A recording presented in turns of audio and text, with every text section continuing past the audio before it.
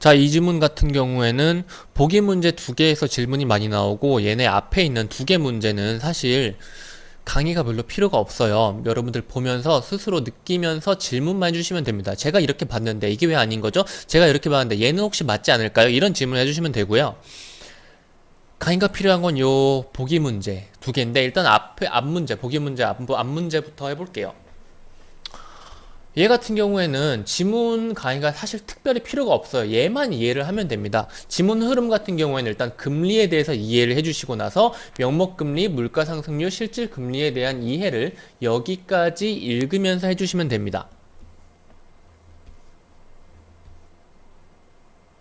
그리고 뭐 물가 상승률 이것도 체크해 주시면 좋고요. 그리고 나서 이 정책금리에서 3점짜리 문제가 나오게 되죠. 이 정책금리 같은 경우는 이 앞에 부분을 이해하고 나서 보고 나서 3점짜리 문제를 풀 수 있게 설계가 되어 있어요.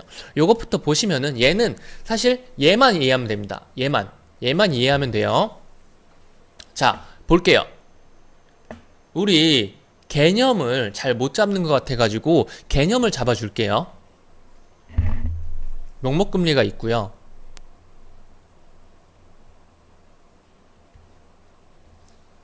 명목금리는 이렇게 생각하시면 돼요.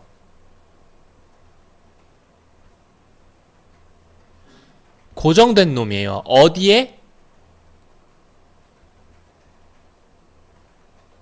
계약서에 고정된 놈이에요. 무슨 말이냐면은 예를 하나 들어볼까요? 원금 1000만원을 이 보기에 있는 걸 그대로 가져와 볼게요. 원금 1000만원이 있어요. 원금 1000만원으로 내가 할 수 있는 일은 현재 1년짜리 예금을 들 수 있고요. 그 다음에 그냥 소비하면서 행복한 기분으로 소비를 할 수가 있죠. 예금은 뭐 하는 거예요? 이자를 받아가지고 이 돈을 뿌리려고 하는 거죠. 미래에 더 큰 돈을 벌기 위해서 예금을 하는 거죠. 지금 소비를 안 하고요. 만약에 이 1년 예금을 한다고 쳐봐요. 고정금리 3%로 예금을 했대요. 현재 시점에서 고정금리 3%로 1000만원을 예금을 했는데 여기서 1년이 지났어요. 그리고 내가 받은 돈은 얼마죠? 이자까지 해서 3%까지 해서 1030만원이죠? 그런데 만약에 요게 있어요. 어떤 물건이 있어요.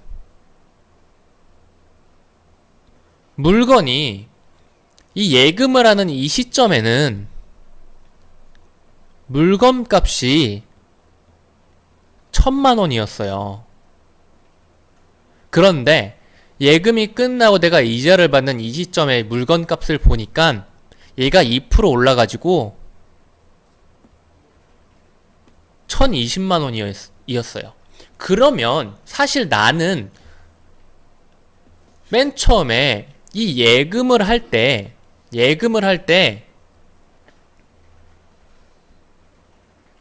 30만원의 이득을 기대하고 예금을 한 거였어요. 근데 결과적으로 같은 물건을 1년 전이랑 1년 후에 살 때를 비교해 보니까 1년 전에 내가 예금을 하기 전에 이 소비를 만약 한다고 했을 때는 딱 1000만원으로 1000만원어치를 살 수가 있었어. 근데 예금을 하면서 30만원의 이득을 기대했는데 1년 후에 이게 웬걸 그 물건을 똑같이 살라고 보니까 그 물건 가격이 20만원 올라버린 거야.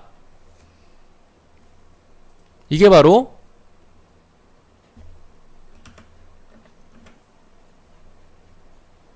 물가 상승률은 일단 여기 사이에 씁시다.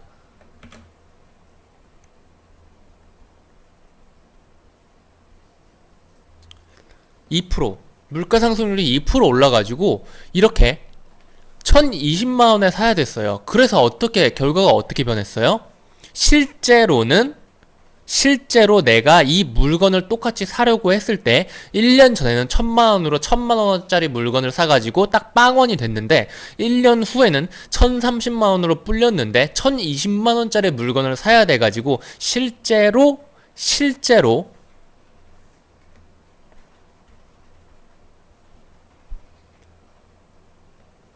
물건을 구입하니까 1030 빼기 1020 해가지고 남는 돈이 10만원 밖에 없었어요. 그럼 내가 이 예금으로 인해서 실제로 얻은 이득은 이 바로 10만원, 이게 뭐죠? 1%라는 거예요.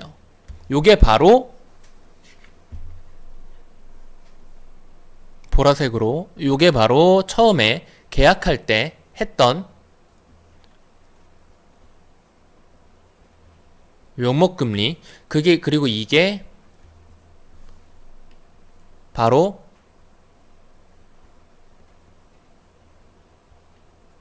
물가상승률, 얘는 바로 변화하는 놈, 그리고 실질금리는 이 고정된 계약서에 써진 놈에서 변화분을 뺀 나머지인 거예요. 얘는 바로, 그래서 얘는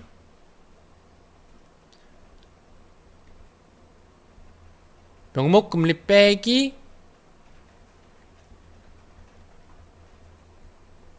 물가상승률 바로 1%가 되는 거죠. 그러니까 실제 식은 이렇게 봐주셔야 돼요. 실제 식은 이렇게 생긴 놈이에요. 얘가 사실은 원래대로였다면은 얘가 요렇게 이항이 돼가지고 명목금리 마이너스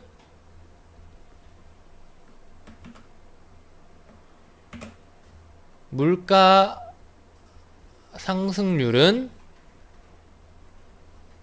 실질금리라고 봐주셔야 되는 거예요. 이제 여기에서 이제 다 이해를 했죠. 이제 다 이해를 했는데 만약에 하나만 바꿔볼게요. 숫자 하나만 바꿔볼게요. 만약에 물가 상승률이 4%면은 어떻게 될까요? 라는 거예요. 그러면은 이 금액 역시도 1040만원이 되는 거고요. 요 금액 역시도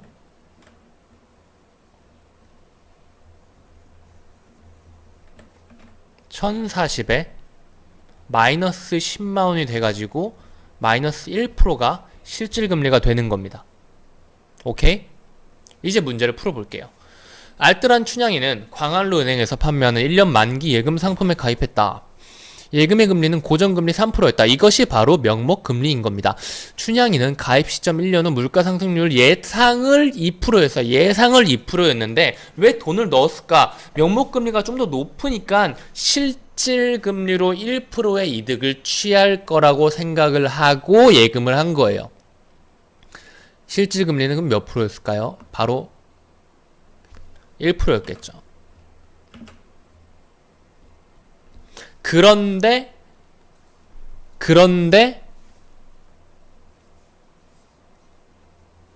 실제로 1년 후에 돈을 찾았을 때 물가 상승률이 4%였어. 물가 상승률이 4%였어. 그럼 실질금리는 어떻게 되죠? 마이너스 1%였어요. 예금을 한 게 오히려 이렇게 손해가 되어버린 경우죠. 다시 한번 명목금리는 고정된 놈입니다. 변화하는 놈은 물가상승률이고 이 물가상승률에 따라서 실질금리 역시도 당연히 변화하는 놈이겠죠? 광안루은행은 명목금리를 제시를 했습니다. 실제 돈을 찾는 시점에 실제 찾는 시점이에요. 예금의 실질금리는 1%가 아니라 마이너스 1%였습니다. 예금의 실질금리가 춘향의 예상치보다 낮아졌습니다. 얼마나 낮았죠? 2%만큼 낮아졌죠. 1% 마이너스 1% 하면 2%만큼 낮아졌죠. 그러면은 얘 답은 3번이고요. 4번 광안루은행은 춘향이에게 높은 실질금리를 보장했다. 높은 실질금리를 보장했나요? 보장 안 했잖아요. 실제로 줄게, 실질금리 높게 내가 해줄게 한 게 없죠, 하나도. 5번, 광안루은행은 예금 상품의 명목금리를 중도에 바꾸었다. 아닙니다. 고정금리라고 했으니까 고정되어 있는 겁니다. 답은 3번.